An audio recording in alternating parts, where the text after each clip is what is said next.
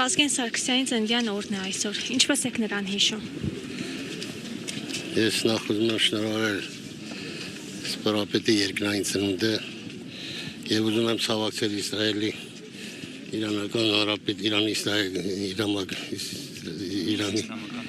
Իսլամական Հանրապետության անմեղ զոհերին,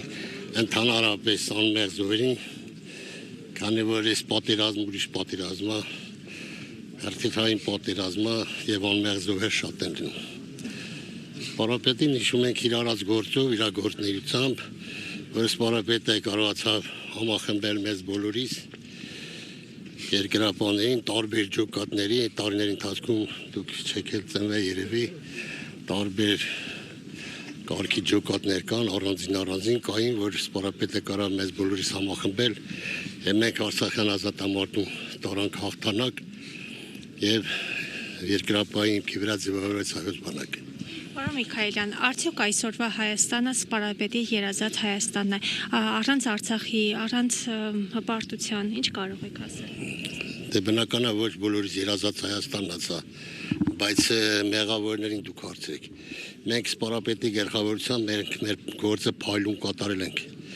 ազատագրել ենք մեր տարածքները եւ հետագայում քաղաքական դաշտում պետք է ամեն ինչ կարգավորել, պետք է զորանայինք, պետք է եթե հնարավորություն չկար, բոլորն էլ գիտակցում են նախորդ նախագաները, որ բանակցային փուլով ոչ մի հարց չի լուծի, պետք է գոնե թշնամուն, եթե ոչ հավասար, գոնե պաշտպանողական բանով կարողանենք մենք զինվենք, որ պաշտպանվենք։ Իսկ ինչ վերաբերվում է թե դուք հարցրեք նրանց, թե հողը ոնց տվին։ Նախորդ իշխանությունները հենց այս ժամանակի ընթացքում դե եթե վերցնենք հոկտեմբերի 27-ն էր։ Հենց սա հոկտեմբերի 27-ի շարունակությունն էր, հոկտեմբերի 27-ը տեղի ունեցավ նախորդ իշխանությունների օրոք։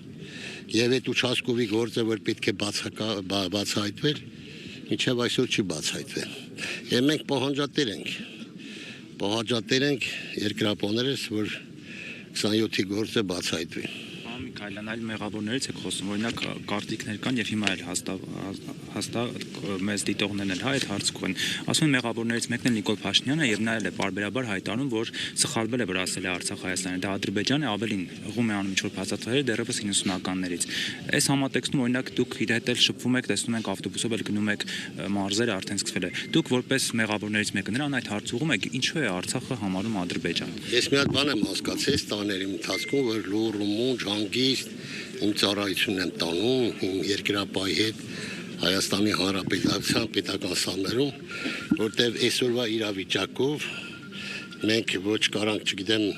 ամբողջորգոր բառեր ասենք, ես կվերցնենք, մենք պահում ենք Հայաստանի Հանրապետության պետական սահմանները, մինչև գնանք խաղաղության, ինչու՞ չէ նաև պայմանագրին, սահմանազատման գնանք, որից մի կտոր հողը